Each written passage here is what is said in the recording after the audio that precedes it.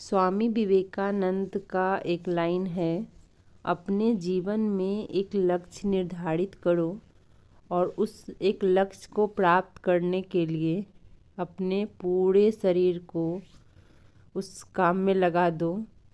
और उसके अलावे कोई दूसरे विचार है तो उसे उसी टाइम अपने जीवन से निकाल फेंको। हे गाइस, तो कैसे हैं आप सब। आई होप कि आप सब बहुत अच्छे होंगे। आप सभी का स्वागत है मेरे यूट्यूब चैनल वुमेन्स स्ट्रगल में। अभी मॉर्निंग के 9 बजने वाले हैं और मेरी पढ़ाई अभी से स्टार्ट हो रही है। कल लगभग मैं 5.5 घंटे पढ़ी थी। तो अभी जैसा कि आप लोगों को पता है कि मैं अभी यहाँ पे हिस्ट्री कर रही हूँ। 2-3 क्लास बचे हुए हैं तो मैंने सोचा कि सबसे पहले इसे कंप्लीट कर लेते हैं।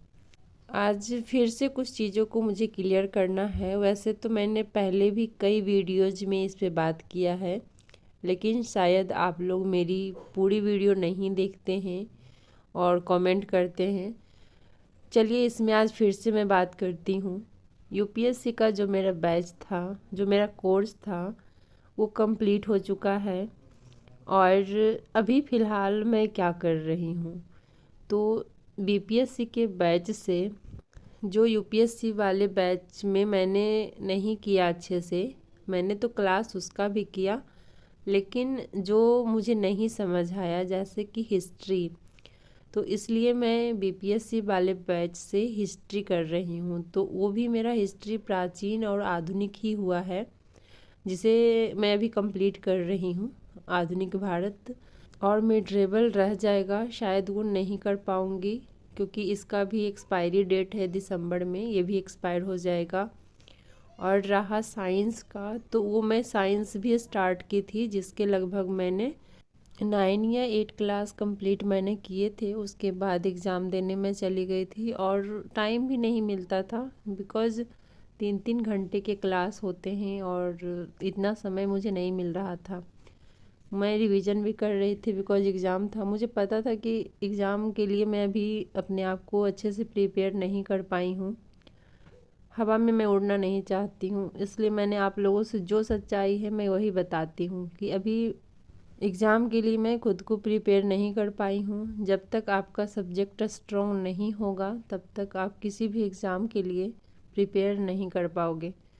सबसे पहले मैं अपने सब्जेक्ट पे फोकस कर रही हूँ, यानी कि हर सब्जेक्ट का क्लास कर रही हूँ। उसके बाद क्लास एक बार हो जाएगा तो बस रिवीजन के लिए हमें समय देना पड़ेगा। और जब तक रिवीजन नहीं करेंगे हम खुद को नहीं प्रिपेयर कर पाएंगे किसी भी एग्ज़ाम के लिए। तो रिवीजन बहुत ज़्यादा ज़रूरी है।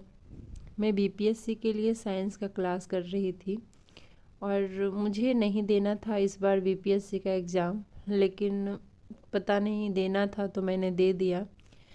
और क्योंकि देखिए कुछ कुछ चीज़ें कभी कभी ना हमारे साथ हो जाती है, नहीं समझ आता है क्यों कैसे।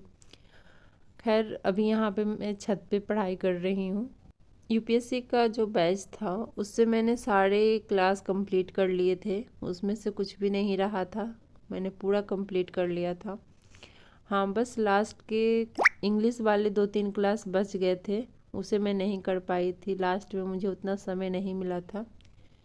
और इधर क्या हो रहा है कि बीपीएससी का भी क्लास, जैसे कि साइंस का मैं नहीं कर पाऊँगी। और फिर ठीक है, देखती हूँ, फिर या तो यूट्यूब से करूँगी या फिर देखती हूँ कहाँ से मुझे करना है, या फिर एनसीईआरटी की बुक से पढ़ूँगी। अभी तो कुछ नहीं कर सकती। अभी तो फ़िलहाल जितना ज़्यादा से ज़्यादा अभी संभव होगा मैं उसे कंप्लीट करूँगी। वैसे एक्सपायर हो जाएंगे दिसंबर में, तो देखिए हमें उतना समय मिलता नहीं है, फिर भी बहुत हद तक चीज़ों को मैनेज करके, इग्नोर करके टाइम निकालते हैं। हर चीज़ को अगर हम जीवन में करेंगे, यानी घर के काम की बात कर रही हूँ, कुछ कुछ चीज़ों को मैं इग्नोर भी कर रही हूँ अभी फ़िलहाल, तो ही पॉसिबल हो पा रहा है। अदरवाइज़ मैं भी इंसान हूँ और मेरे पास भी बहुत काम होते हैं। जो लोग कहते हैं कि समय नहीं मिलता है, उनके लिए मुझे बहुत ही ज़्यादा अफसोस होता है। मुझे लगता है कि समय किसी को और कभी भी नहीं मिला है, समय को हमें निकालना पड़ता है। 2 साल पहले मेरे पास भी समय नहीं होता था। मैं भी सोचती थी कि समय कैसे मिल जाता होगा, नहीं मिलता है। लेकिन किसी काम को आप करिए, फिर समय मिल जाता है। जो लोग जॉब करते हैं तो देखते होंगे कि जॉब भी करते हैं, जॉब पे जाते हैं, घर के काम भी करते हैं और बच्चों को संभालना, सारा कुछ मैनेज करते हैं। वो इसलिए कर पाते हैं बिकॉज़ वो जॉब पे जाते हैं तो उनको पैसे आते हैं। लेकिन हम घर के काम करते हैं या पढ़ाई करते हैं तो पढ़ाई करने से हमें कोई पैसे नहीं आते हैं। और नॉलेज का तो हमारे इंडिया में कोई वैल्यू ही नहीं है, क्योंकि अगर नॉलेज का वैल्यू रहता तो हर घर की बेटी और बहू पढ़ाई कर रही होती। लेकिन हम मतलब ही नहीं है आज के डेट में, तो ऐसा नहीं होना चाहिए, बट आज के डेट में भी ऐसा है। क्योंकि मैं इसलिए ये सब कह रही हूँ, मेरे से भी कुछ लोग बोलते हैं कि क्या ही फ़ायदा पढ़ाई करने से, इससे अच्छा है कि कोई काम करिए। बट ये जो फ़ायदा मुझे है या फिर जो पढ़ाई कर रहे हैं उनको पता होगा कि जो फ़ायदा उन्हें है वो फ़ायदा उनको नहीं है जो नहीं पढ़ रहे हैं।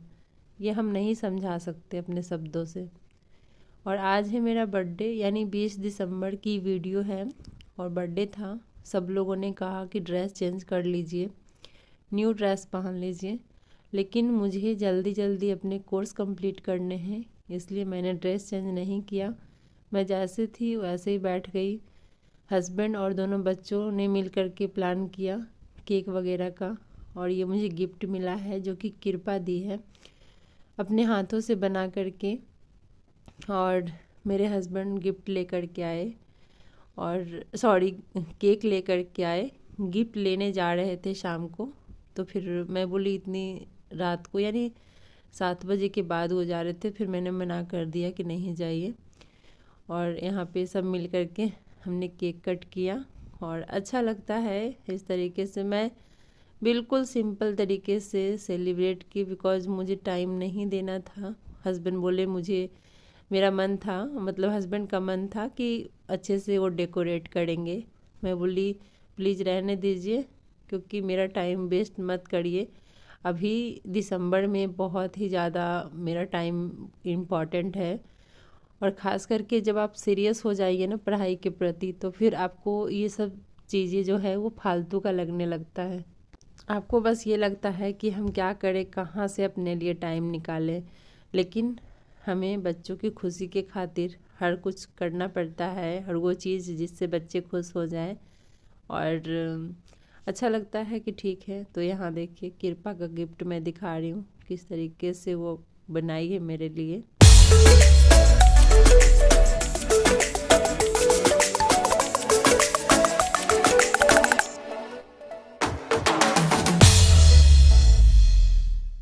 सो गाइस, तो अभी रात के 8:30 बज रहे हैं और मेरी गुड़िया रानी अब सोएगी, बिकॉज बहुत ज़्यादा थक चुकी है आज ना बेटा। आज कहाँ गए थे?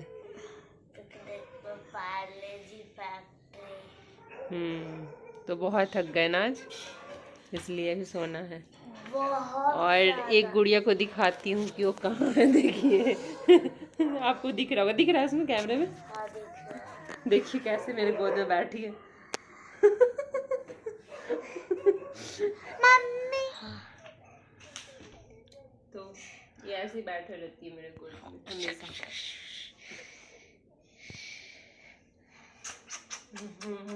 ये मेरा चूहा है। क्या है चूहा है?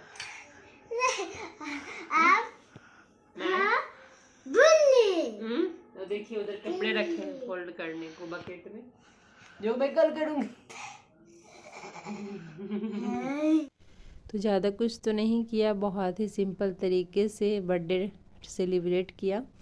और न्यू ड्रेस पहनने कह रहे थे, बट मैंने नहीं पहना। तो इन्हीं सब बातों के साथ इस वीडियो का एंड करते, मिलते हैं आप लोगों से एक नए वीडियो में। तब तक के लिए बाय बाय, टेक केयर। कैसी लगी वीडियो ज़रूर बताइएगा, अच्छी लगी तो लाइक कर दीजिए और चैनल को सब्सक्राइब कर लीजिए।